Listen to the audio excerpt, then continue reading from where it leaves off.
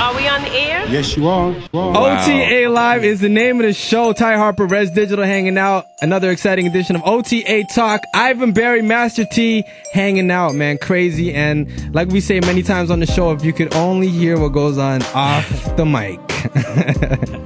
Ivan, so you know what, Ivan, what I really want you to do, Ivan, is in a nutshell, because the question I basically was asking is, do you think there's a model in this internet era that could work for both the artist and the consumer? And Ivan pretty much wrapped it up in a nutshell. If you could just do that again, Ivan, it would be greatly appreciated. I made that stuff up. Like, okay, here it is. And, we have lots of conversations about this on a daily basis. The old system has failed, right? It doesn't work anymore, etc. People want music for free and always have. Right. And for me, when you look at the radio model, to put it in very layman's simplistic terms, radio every day give away music to consumers, and advertisers pay for the consumers to enjoy that music. Right. That model has to be adapted in the music industry. Major labels had a model of selling product, hard product. Right? What is happening now is that this is not about one particular piece of hard product, whether it was a cassette back then, or an 8-track, or vinyl, or now CDs, or DVDs, etc. So if you have a particular artist, yes, he might be online, and he might have 1 million downloads, and may not get paid the same amount of money as if he had sold 1 million CDs. Right. But what has happened over the last couple of years is that they've also been another 20 revenue streams have opened up. So if you're getting 1 million people downloading your track because they love it, all of a sudden you're touring, you're selling merchandising, your songs is in commercials on TV, your songs are in films, your songs are ringtones, video games. Your songs are in video games. And there's a lot more, the publishing revenue if you're a songwriter. So there's a lot more revenue streams by having a successful song that traffic is driven to. Okay, hold on. Just real quick. What about the local artists, though? Which is for me the biggest. The local artist, as far as I'm concerned, has more opportunity now than they had 20 years ago because of the internet. What has to happen is everybody is trying to figure out what the new model is. Yeah. And what I'm telling you is that the beautiful thing about it is that there is no one new model. Right. The new model is for each individual independent artist to finally have not their support, but their ownership in their music, right? Their ownership in their destiny, right? Their ownership in how they want to market it, how they want to brand it, right?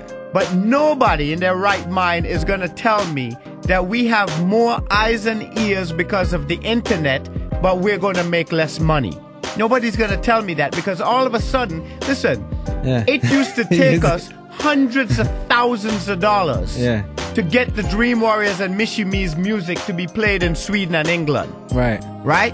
And before me, people took a boat to Sweden because they couldn't fly there. Right.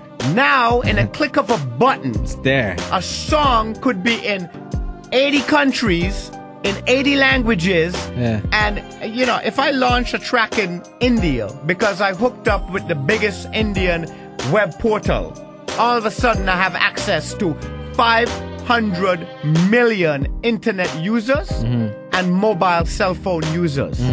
Right? Yeah. Nobody's gonna tell me that somebody ain't gonna come up with a scheme on how to pay. And one more thing before we go. Mobile has a down pack, right? You can't illegally download a ringtone. Right. You download a ringtone, it's showing up on your phone bill. You remember Consumers Gas? Yeah. Take a model from Consumers Gas. You know what they used to do? They stopped, I don't know why, but they used to sell fridge and stove. Remember, T? Because I bought one. Fridge, stove, washer, and dryer. Right. And it used to show up on your gas bill. Yeah. And you ain't pay your bill. Your gas bill getting cut off. But what it allowed people to do is have $10,000 worth of necessities in their home and pay a very small $200 a monthly payment. It eased the burden. And it allow you to get a free, a new stove and etc. And that is a model that we have to use in the music business. That instead of gouging out people's eyes with high price of something, is that allow you to make less, but along very much more revenue streams. There's now 20, 30 revenue streams as opposed to 5. So take less on the upfront and it will equal a lot more at the end. I would have to say that's a quotable. That's a 3-4 minute quotable. So I don't necessarily. Cause just to say like what we're saying, real quick. I'll prove it to you in an Excel document. Okay. Just real quick though, like a local artist, right? Even in the 90s, they could sell mixtapes, or you could go to play the record and buy it. You know what I'm saying? And you could build in your city. Even now, it's like one person puts out a mixtape, they sell it, and the next day it's online for free. So how does a local artist do it in the city? Like, I know what you're saying. Yeah, they could get on in a portal in India and get 1 billion people listening to it. But what is that really doing for them here? And does that matter? Well, you know, I don't think there should be anything. I don't think personally, my personal opinion is I don't think there should be anything called a local artist. Period. No matter what country you are in.